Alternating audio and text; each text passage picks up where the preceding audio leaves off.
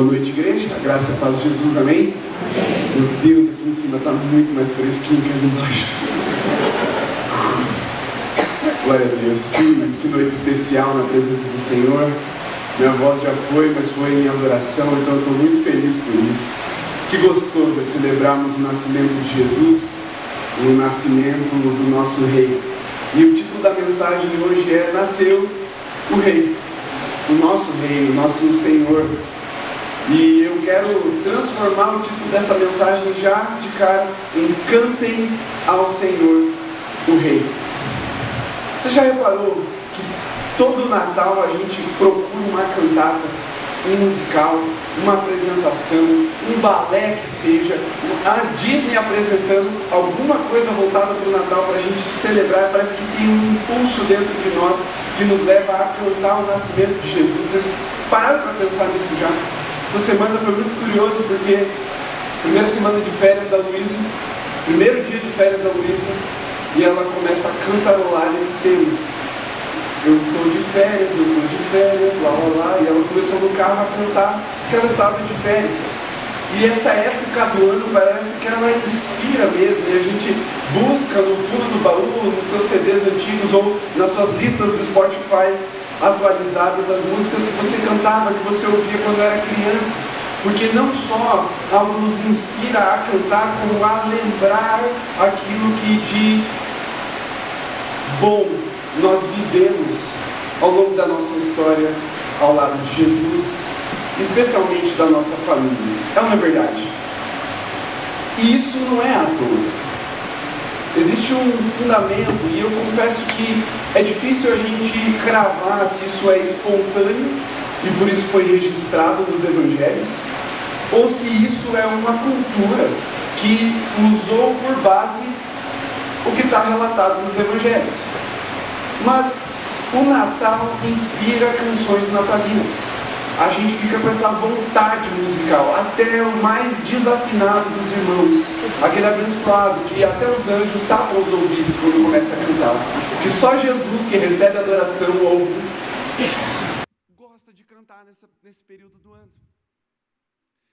E quando estava lendo os evangelhos mais uma vez, eu percebi que logo na introdução do evangelho de Lucas, nós temos uma tríplice canção, 3 canções natalinas. Uma conhecida como Magnificat, entoada por Maria, mãe de Jesus. A segunda, cantada por Zacarias, o pai de João Batista, quando rompeu o seu silêncio após um período de incredulidade em que ele viveu ali uma mudice, ou uma mudez.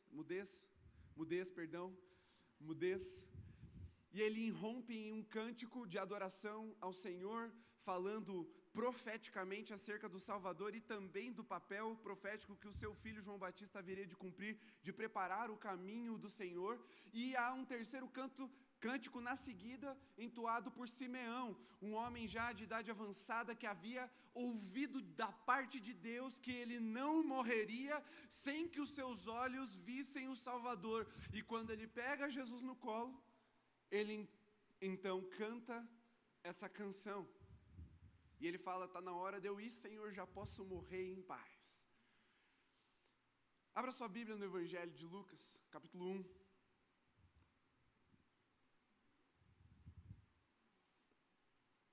Nós vamos começar aqui com o Cântico de Maria. No verso 46, Lucas capítulo 1, verso 46, a minha versão é NAA. Você pode me acompanhar pelo telão, se você tiver com uma diferente, para que a gente esteja bem alinhado nesse padrão de tradução. Ao menos na pregação de hoje, opte pela projeção, se você está com uma diferente. Lucas capítulo 1, verso 46, está escrito: Então Maria disse: a minha alma engrandece ao Senhor, e o meu espírito se alegrou em Deus, meu Salvador, porque Ele atentou para a humildade da sua serva.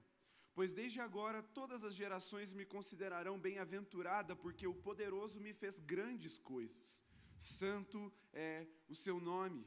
A sua misericórdia vai de geração em geração sobre o que os temem.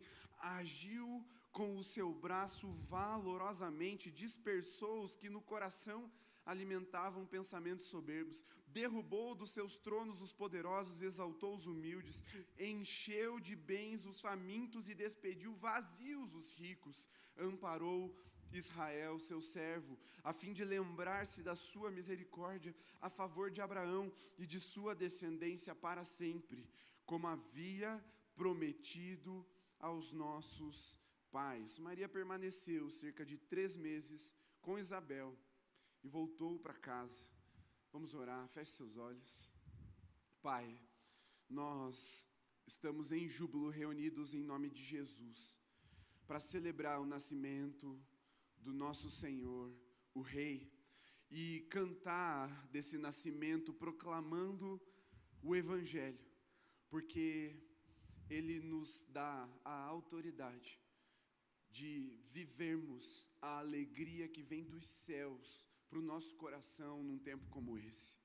Não somos reféns de circunstâncias, mas estamos rendidos ao Rei dos Reis, o Senhor dos Senhores, Jesus Cristo, o nosso Salvador. Por isso, fala conosco mais uma vez essa noite, ressuscita em nós a alegria do Natal e nos inspira, Senhor, a cantar de todo o nosso coração que o menino Jesus, o Emanuel, está conosco e Ele veio para estar no meio do seu povo. Em nome de Jesus, amém, Senhor, amém. Muito bem, meus irmãos, os evangelhos, eles são relatos da vida de Jesus e eles não são só uma introdução para o que haveria de ser consumado na cruz. Muitas vezes a gente passa pela vida de Jesus como um detalhe, como se fosse uma introdução mesmo, algo que desse abertura para o evento principal, que é a cruz. E de fato, na cruz há um elemento de consumação da obra de Jesus, mas ele não é um evento exclusivo da obra de Jesus, porque em Cristo nós encontramos na vida dele também o Evangelho sendo anunciado, não só porque ele disse que haveria de morrer, ressuscitar, e por isso nos libertaria do império das trevas e nos transportaria para o reino do Filho amado e nos daria nele a salvação e o perdão dos pecados, mas também porque no jeito que Jesus viveu, ele estava anunciando a chegada de um reino, e o Evangelho não é só você vai para o céu quando você morrer, mas a sua vida agora, ela comprada por um alto preço, ela é inaugurada numa realidade do reino de Deus, o reino dos céus que está sendo instaurado aqui na terra. Isso mostra desde o capítulo 2 do Evangelho de Marcos, por exemplo, até a crucificação, que em cada vez que Jesus curava um enfermo, ele estava dizendo: o reino dos céus é chegado. O Evangelho, ele é pregado não só para o pós-morte, mas para o tipo de vida que nós vivemos aqui. E quando nós reconhecemos que o nascimento de Jesus também é Evangelho, nós precisamos resgatar todo o Natal, porque é fácil da gente se perder nos significados. O que o nascimento de Jesus simboliza para nós? Por que ele produz no coração daquele que está atento aos sinais do Senhor uma espontaneidade de adoração, como o pastor Mateus colocou? Por que aqueles pastores foram em direção à estrela adorar o Rei Jesus? Por que é que aqueles especialistas dos astros seguiram a estrela até que encontrassem o menino Jesus e o adoraram com presentes?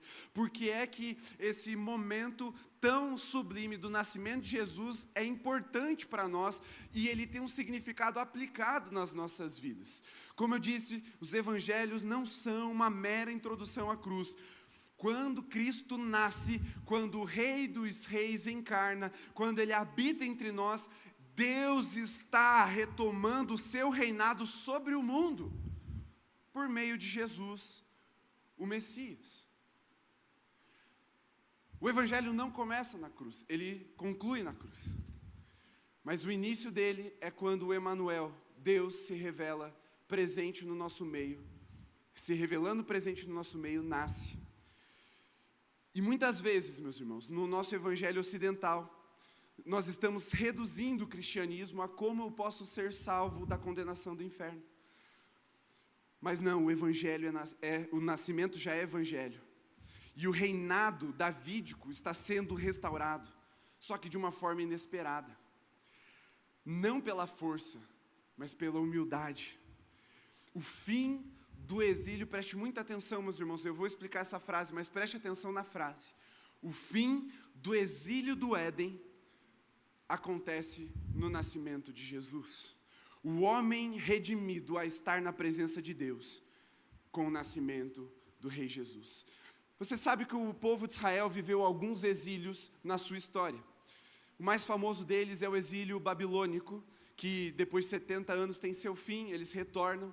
Mas há uma situação que logo depois acontece, de que a glória do Senhor deixa o templo. E quando ela deixa o templo, a presença de Deus deixa de estar no meio do povo de Israel. Um novo exílio, um exílio muito mais crítico, muito mais tenebroso passa a acontecer. Porque agora Deus não estava mais no meio do seu povo, Ele havia retirado da casa do Senhor, o templo, a sua glória. E então Israel, ainda que estivesse na sua região, estivesse geograficamente localizado na sua pátria, ela estava vivendo um exílio espiritual, o exílio do Éden. Quando o homem e a mulher caem no pecado, eles estão expulsos da presença de Deus. Deus não estava mais no meio deles e eles não estavam mais na presença de Deus. Adão e Eva não desfrutariam mais, e com isso a humanidade também não, da presença diária de Deus, que todos os dias ao entardecer se manifestava presencialmente ali, e tinha com eles um tempo. Mas agora, quando os anjos anunciam que o menino Jesus está nascendo, um exílio estava tendo o seu fim, a humanidade agora teria a glória do Senhor novamente com ela, a presença do Deus Altíssimo estava ali naquele menino numa manjedoura. Por isso que o Evangelho começa no nascimento e não só na crucificação, porque a cruz anuncia que Satanás, o inferno e a morte perderam e nós não nos pertencemos mais a ele. Mas agora, com o nascimento de Jesus, há um fim de um exílio. Nós estamos novamente na presença de Deus por causa de Jesus. E não só isso, Cristo anuncia acerca de si próprio. Eu sou o caminho, a verdade e a vida. E Ele nos conduz como sumo sacerdote à presença de Deus. Só que, de novo, no seu nascimento, é Deus na terra, é Deus conosco, é Deus Emanuel. E talvez o seu coração esteja inerte a essa realidade. Talvez o seu coração esteja preocupado sim com o seu futuro, com como você vai passar a sua eternidade. E o Evangelho tem uma resposta maravilhosa para isso. Creia no seu coração, com seus lábios confesse que Jesus é o Senhor, e você será salvo. Viva um arrependimento verdadeiro, genuíno no seu coração, entregue seus caminhos ao Senhor. Cristo é a vida. Mas o que eu quero te anunciar nessa noite é que, além disso, o Evangelho é a boa notícia de que você agora não precisa mais viver os seus dias distante do seu Senhor. Ele está presente, Cristo nasceu, Ele é Rei. Cantem ao Rei, o nosso Senhor. E é essa alegria que nasceu no coração daqueles pastores. Essa é a alegria que nasceu no coração de Maria, quando o anjo Gabriel anunciou que ela seria cheia do Espírito e ela daria à luz um menino. Foi essa alegria que tomou o coração de Zacarias quando a sua incredulidade rui dentro de si e seus olhos são abertos para o propósito e a vontade de Deus para a vida do filho dele, João Batista, e do seu primo Jesus. É essa alegria que nasceu no coração de Simeão, quando já idoso, contemplou aquele frágil menino de 8 dias e disse: os meus olhos viram a salvação. É essa alegria que todo Natal nos leva a cantar, que esse é um tempo de festa, esse é um tempo de louvor, para celebrar aquele que primeiro nos amou. Amém? Vamos aos cânticos. Primeiro, o cântico de Maria. Eu preciso resgatar aqui meu marca-página, senão vai voar as páginas aqui, já voa. O cântico de Maria. Esse cântico ele é conhecido como Magnificar. é de um termo latim, e na tradução para o latim, a primeira palavra é magnificar, seria o engrandece, ou um engrandecimento ao Senhor. Nós estamos na versão em português, então está escrito: a minha alma engrandece ao Senhor.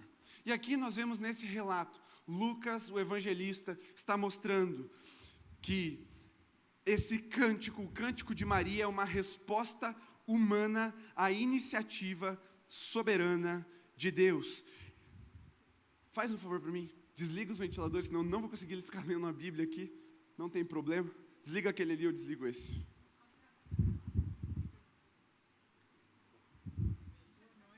Aí. Ah, é, né? Vira para vocês, pode ser também.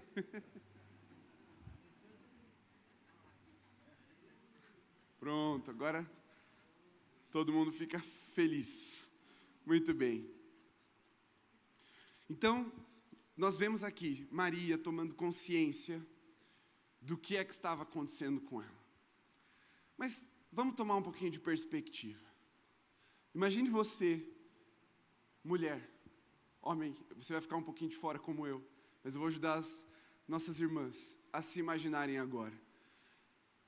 Numa idade entre 13 e 16 anos, prometida em casamento, você recebe a visita de um anjo que diz que você vai dar à luz um menino, o Filho de Deus, o Emanuel. 13 a 16 anos, meu irmão. Você consegue se imaginar numa situação como essa? Tente imaginar o coração de Maria diante dessa notícia. Eu acho que o anjo Gabriel deve ter dito 2 vezes para ela: não tenha medo. Primeiro, porque é de praxe, é cumprimento, todo anjo fala isso: não tenha medo, porque senão você vai ter medo. E a segunda coisa é pela notícia que ela havia recebido. Mas mesmo com medo, ela creu. E a resposta dela, a resposta à compreensão teológica do que estava acontecendo, foi uma canção inspirada por Deus que se tornou palavra de Deus. É uma interpretação teológica da encarnação, antes mesmo do nascimento de Jesus. Ela estava na casa da sua prima, Isabel, mãe de João Batista. Ela recebeu a notícia, se retirou, foi até lá, na casa da prima dela. E é muito curioso que há uma experiência sobrenatural, já messiânica também, de que quando ela se aproxima, no ventre de Isabel já estava João Batista, aproximadamente 6 meses mais velho, e ele reage, ele tem uma resposta, já desde o ventre, à presença do Salvador ali na sua casa. E Maria, quando tem a compreensão do que é que está acontecendo na vida dela, ela começa a trazer essa resposta em adoração, ela começa a cantar, ela começa a proclamar profeticamente algumas verdades, e ela traz agora um coração derramado, um coração tomado pelo Senhor, dizendo: o meu espírito se alegrou em Deus, meu Salvador, porque Ele atentou para a humildade da sua serva, pois desde agora todas as gerações me considerarão bem-aventurada. E a resposta dela é tão profunda, porque ela começa falando dela, mas ela não está falando só dela. Ela tem aqui uma simbologia profética do próprio Israel, trazendo Israel como a serva de Deus, trazendo Israel, a nação, como a serva humilde, uma serva pobre, uma serva que estava ali num exílio. Porque, de novo, ainda que geograficamente estivesse no local separado ali para Israel, eles estavam sob o domínio do Império Romano. Eles haviam se frustrado em algumas tentativas de rebelião para se afastar do Império Romano, mas não conseguiram. Muitos messias haviam se levantado naquele tempo, contemporaneamente a Jesus, inclusive. Muitos messias, e todos eles frustravam a expectativa do povo. E quando nasce Jesus, todo mundo fica, ou melhor, quando Jesus começa a vivenciar o seu ministério, as pessoas falam: será que é só mais um? João Batista mesmo manda perguntar: é você mesmo ou eu devo esperar mais um? porque tinham tantos e a frustração era tão grande, mas Maria creu e ela teve uma convicção e cheia do Espírito Santo, ela começa a dar essa resposta dizendo: o Senhor olhou para Israel, a sua serva, e se atentou à sua humildade, à sua pobreza, à sua miséria, e os povos de geração em geração me considerarão bem-aventurada, porque deu origem ao Salvador, o rei que vem da linhagem de Davi. Você percebe que a resposta que nós damos diante da presença do Senhor, ela tem o poder de percorrer gerações. As canções de adoração que você cantava quando você era criança, talvez hoje os seus filhos estejam ensinando os filhos deles. Pastor Mário, posso ter certeza que hoje o Rômulo canta com os filhinhos, seus netos, as músicas que você ensinava para ele há 20, 30 anos atrás, não é verdade? E Maria deu vazão a essa espontaneidade de adoração. O poder que há em celebrarmos com alegria o nascimento de Jesus. Isso dá continuidade na nossa família. Isso perpassa as gerações, as culturas, os tempos, os jeitos de se fazerem música. Os ritmos voltam, não existe música velha no Natal. O que existe são corações em júbilo, porque o rei nasceu. Porque há uma promessa se cumprindo, uma promessa de salvação. E Maria fala como filha de Sião, não apenas como uma mãe individual. E o cântico dela tem uma estrutura básica bem simples. Ela começa assim com um louvor pessoal pela graça recebida, depois ela declara o caráter de Deus, não como um manifesto político, mas uma declaração escatológica. Deus julga a ordem caída do mundo. Ela está dizendo que Ele vai agir com o seu braço valorosamente, dispersar os que são soberbos, derrubar os tronos dos poderosos e exaltar os humildes. Maria está dizendo: Deus vai pôr fim à ordem deste mundo, Deus vai inverter essa realidade, Ele vai apresentar a lógica subversiva do seu reino que não é desse mundo. É por isso que no Natal, muitas vezes nós vemos o sorriso verdadeiro, genuíno, nos lábios de alguém miserável, mas vemos o peso de uma vida vazia no coração daqueles que são soberbos. O Natal é subversivo, meus irmãos. Ele coloca reis na manjedoura e faz com que isso nos alegre, mas ele também dá alegria aos humildes e dispersa os soberbos, aonde toda a dor, toda a luta, toda a confusão do nosso ano parece que ganha sentido quando nos reunimos em nome de Jesus com os nossos familiares, quando partimos o pão da nossa ceia de Natal, quando estamos ali celebrando com alegria, todo mundo colocando suas roupas bonitinhas. Hoje está todo mundo na paleta. Parece que toda a dor que a gente carregou, todos os desafios que a gente venceu durante o ano, eles ganham sentido. E aí aquelas pessoas que às vezes viveram um ano inteiro de tranquilidade, encaram o vazio, e o vazio é desesperador. É por isso que nós cantamos, meus irmãos, porque no Natal, nosso coração ele está cheio, porque o Salvador veio a nós e nos resgatou. É por isso que é fácil cantar, é por isso que é fácil você erguer o volume da sua voz e desafinar sem medo de ser feliz. É por isso que é fácil você resgatar canções da sua infância, resgatar memórias, porque elas trazem o significado daquilo que Deus está redimindo com a sua presença aqui nessa terra. E Maria anuncia isso. E depois de declarar o caráter de Deus, mostrando como Ele julga a ordem caída desse mundo, Ele mostra a fidelidade de Deus à aliança, dizendo que Ele cumpre a promessa. 700 anos antes do nascimento de Jesus, aliás, ainda muito antes disso, desde o Gênesis 3, mas em especial a profecia de Isaías, aproximadamente 700 anos de Jesus, uma promessa nos foi dada: Deus estaria conosco novamente no nosso meio, encarnado, andando na nossa terra, e essa promessa se cumpriu, aleluia.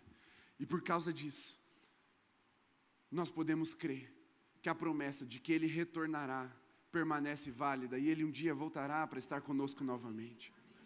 Não mais deitado numa manjedoura, mas assentado num alto e sublime trono, centralizado, e todas as nações serão periféricas, serão satélites ao seu trono de justiça e glória. Um dia, todos os reis dessa terra se dobrarão diante do Rei dos Reis. Não haverá uma língua sequer que não confesse que Ele é o Senhor. Porque o dia da humildade aconteceu, o dia da glória vai chegar, e essa é uma promessa que não passará. Ela vai se cumprir. Ele cumpriu todas as promessas até aqui. Não há um motivo para nós duvidarmos de que Ele continuará cumprindo essas promessas. Amém? E o Magnificat proclama a graça de Deus, a justiça escatológica e a fidelidade da aliança. O reino começa pequeno, mas ele é irreversível.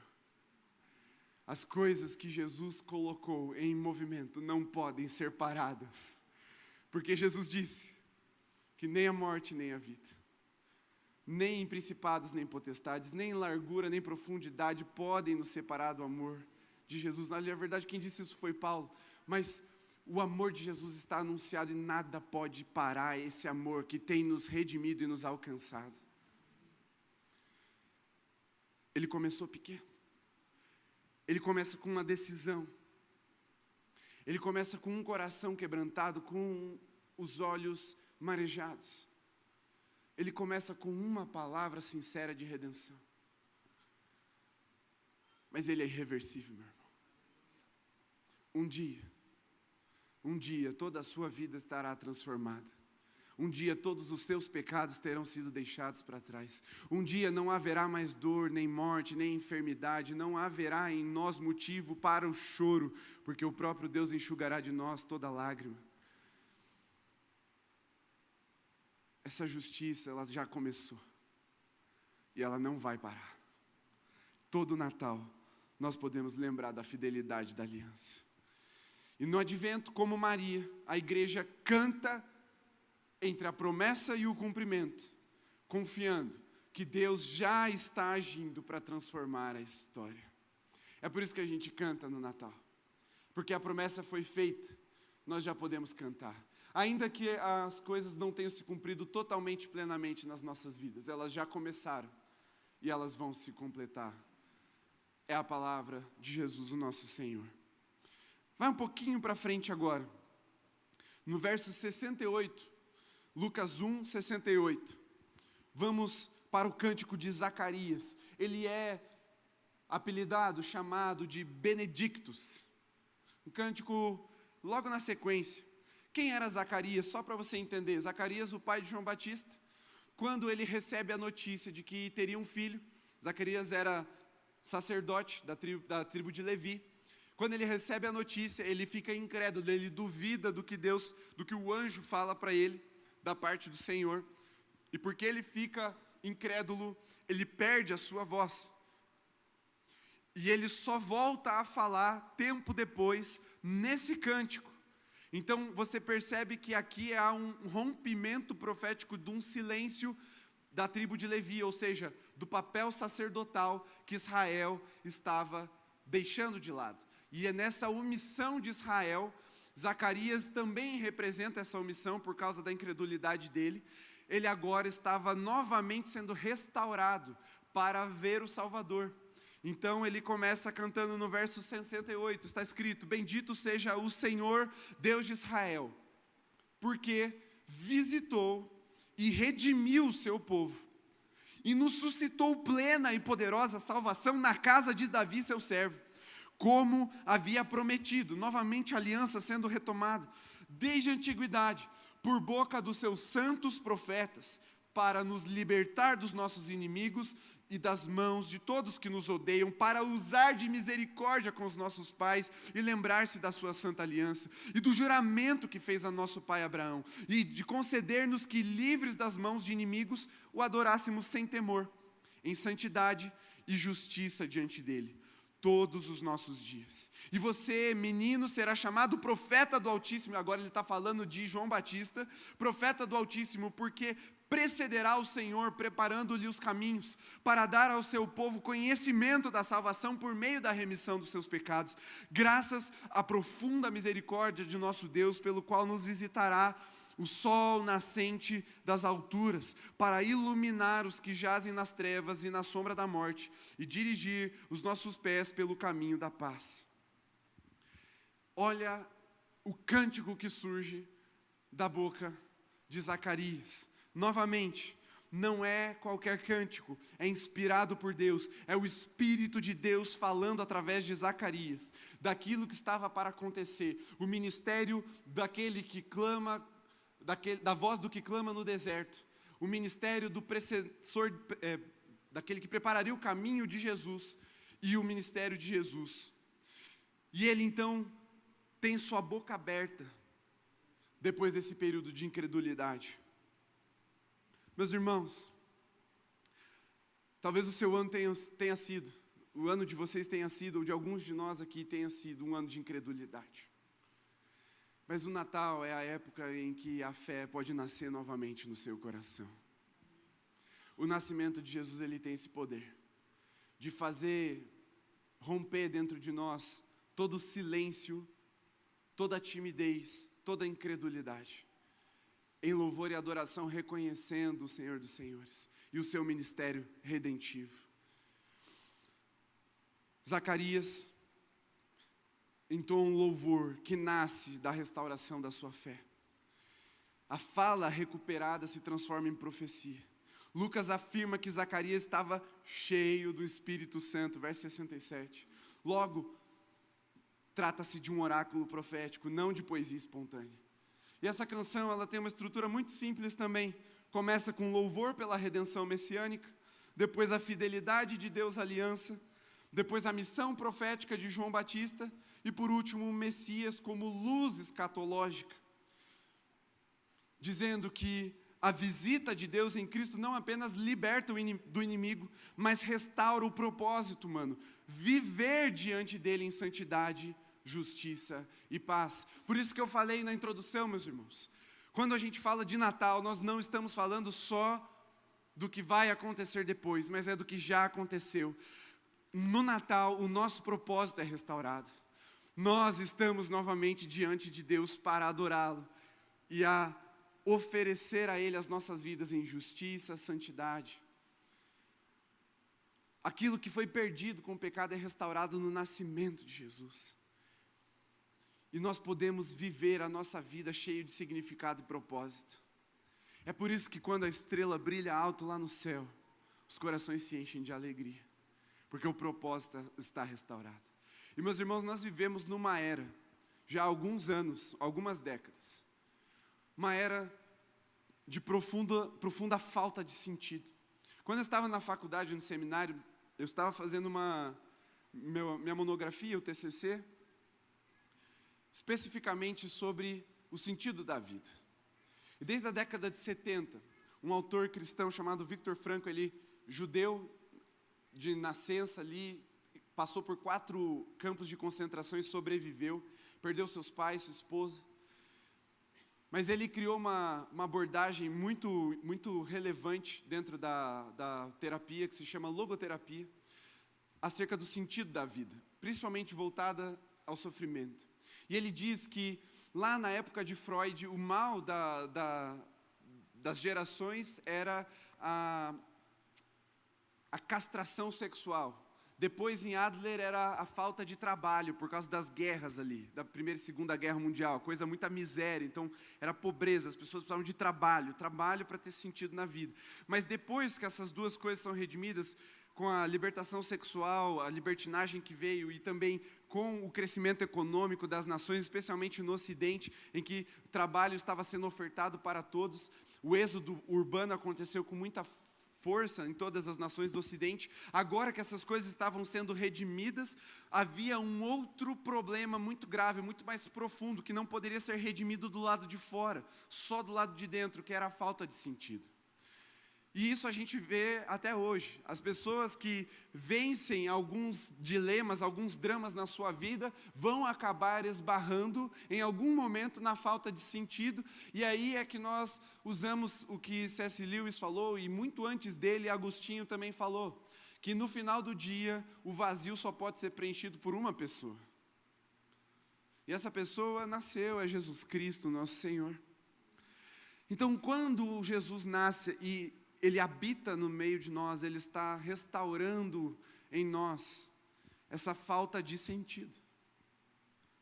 Para que nós existimos? Por que nós vivemos? Por que a gente levanta todo dia de manhã? Quando a gente tem algumas necessidades, a gente pode enganar, o nosso cérebro vai nos enganar e vai nos aplicar sentido nisso, dizendo, não, eu preciso melhorar de vida. Ou se eu estou enfermo, não, eu preciso ficar curado. Ou se eu estou sozinho, não, eu preciso constituir família. Só que depois que você consegue redimir todas essas áreas que você achou que eram o verdadeiro problema da sua vida, no final do dia, o vazio vai estar lá se Cristo não estiver com você. O Natal, ele é redentivo nesse aspecto. É Cristo estar conosco, meus irmãos. É por isso que nós podemos celebrar. É por isso que nós não acordamos desesperados, sem sentido, vazios, angustiados mais. É porque somos filhos de Deus e só isso já nos dá sentido para toda a nossa vida. É porque ministramos vida ao Senhor dos Senhores todos os dias da nossa vida.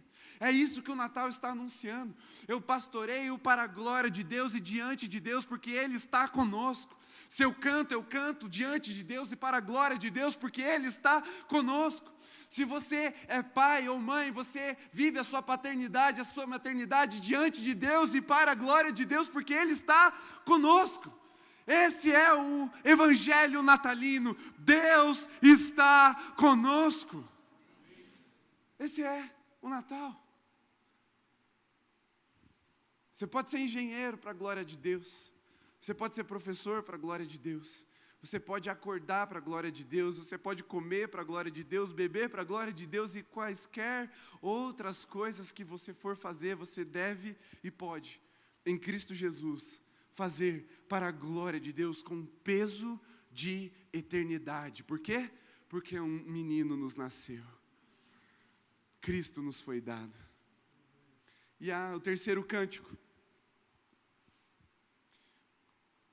O cântico de Simeão. Eu confesso que eu não sei se eu sei falar em latim esse nome, mas é Num Dimittis.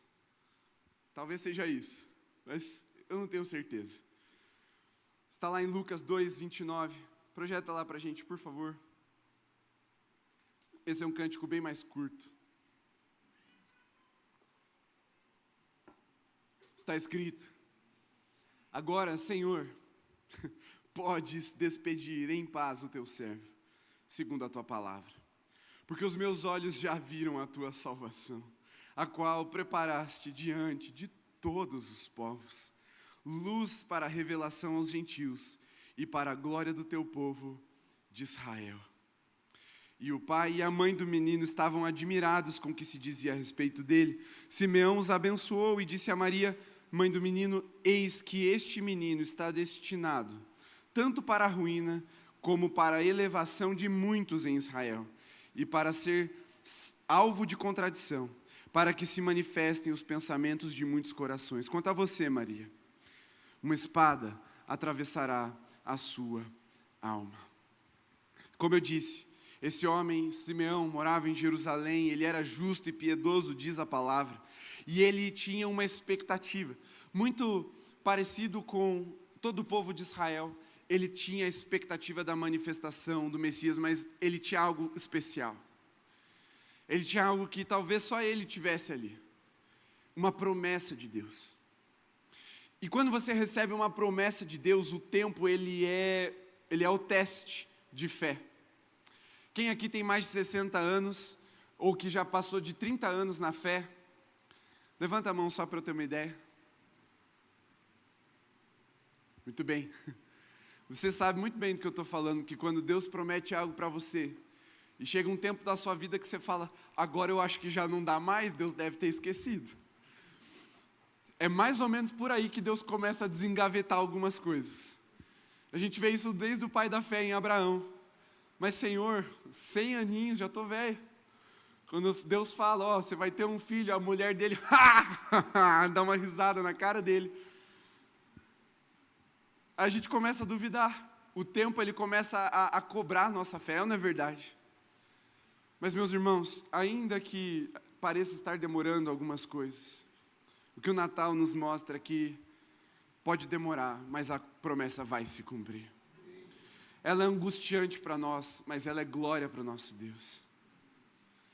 Profecias que acontecem na segunda e se cumprem na terça, elas não têm crédito. Mas profecias que são anunciadas em todo canto, por inúmeros homens e mulheres, de formas poéticas, diretas e simbólicas. Milhares, centenas, dezenas de anos antes, e se cumprem na vírgula. Essas profecias, elas têm autoridade para nos dar esperança de que tudo aquilo que ainda não se cumpriu, um dia vai se cumprir nas nossas vidas também. Simeão, diferentemente de Zacarias, ele representa o remanescente fiel, que espera, discerne e reconhece o Messias quando ele vem de forma humilde. O que Simeão nos ensina é que ainda que a promessa não venha como nós desenhamos na nossa mente, se ela vem de Deus, ela é melhor do que qualquer coisa que nós pudéssemos imaginar. Os discípulos mostraram o coração do povo de que eles queriam sim um Messias, mas não aquele, não o verdadeiro. Eles queriam um Messias conformado à sua expectativa, um Messias que de forma revolucionária quebrasse os grilhões da injustiça do Império Romano, que se assentasse novamente no trono em Jerusalém, um Messias que libertasse o povo e o conduzisse numa campanha bélica contra as outras nações e destruísse os gentios e os subjugasse, quando na verdade Jesus veio numa manjedoura, viveu entre os mais humildes, comeu com pecadores, restaurou o coração dos povos gentios e anunciou o evangelho a todas as nações com os seus discípulos. Meus irmãos, o Natal nos lembra que ainda que o presente que a gente receba não é exatamente o que a gente queria, ainda que ele seja bem humilde, ainda que seja só uma meia que você ganhou da sua avó, como eu muitos natais ganhei da minha avó, meia, porque a gente era em 8 primos, coitada da minha avó, ela precisava comprar 8 presentes, e ela comprava 8 pares de meia, mas ainda que você ganhe uma meia, o Natal está nos lembrando de que na humildade Deus cumpre a sua promessa nas nossas vidas. E a estrutura também é muito simples, mais simples ainda do que as outras, mas também em 4 partes. Um descanso escatológico do servo fiel, aquele que espera verá a salvação com seus olhos, meus irmãos. Aquele que tem expectativa, aquele que tem esperança, verá a salvação. Segunda parte, ele fala da salvação visível e concreta. Não é uma ideia, não é uma teoria, é uma salvação visível e concreta das nossas vidas. A terceira parte é que o evangelho agora alcançaria os 4 cantos dessa terra, todas as nações. É a universalidade da redenção aos povos. Não estava mais restrita ao povo da aliança antiga, mas em uma nova aliança que haveria de ser feita no sangue de Cristo Jesus, todos os povos seriam alcançados, e essa promessa vai se cumprir um dia, essa profecia vai se cumprir, e a última parte ele traz a luz e a glória de Deus e do povo, iluminado por essa luz, e nós vemos que quem vê Cristo pode descansar. É uma espera longa, sustentada pelo Espírito. Reconhecimento humilde, sem muitos sinais espetaculares às vezes. Mas é um cumprimento visível, ainda que na forma de uma criança. É uma paz escatológica que vence o medo da morte. É uma esperança universal que alcança todas as nações. O advento começa na promessa, caminha na esperança, mas ele termina no descanso, na certeza de que Deus vai cumprir a sua vontade nas nossas vidas. E para nós concluirmos esses 3 cânticos, para nós podermos anunciar o Evangelho dizendo: cantem ao Senhor o Rei, pois um menino nasceu. Nós lembramos que no cântico de Maria, Magnificar, Deus inicia a reversão da história. No cântico de Zacarias, Benedictus, Deus visita e redime o seu povo. E no cântico de Simeão, Nunc dimittis, Deus cumpre promessa e concede paz. Meus irmãos, essa é a mensagem do Natal. Toda vez que você lembrar do porquê que você canta nesse período do ano, toda vez que você vê as crianças animadas com danças, com ritmos que não envelhecem, toda vez que você ansiar por se assentar à mesa com os seus, lembre-se que a razão de toda essa esperança, de toda essa alegria, de todo esse mistério para os homens carnais, que chamam isso de espírito natalino. Quem aqui já não assistiu um filme que fala do espírito do Natal? Meus irmãos, o espírito do Natal é Jesus Cristo encarnado. É por isso que a gente canta. É por isso que quando os anjos vêm e anunciam que Cristo nasceu, que Cristo nasceria, nós cantamos. Porque essa é a reação de um coração alcançado pelo Evangelho, que anuncia que Jesus está conosco. Amém? Vou chamar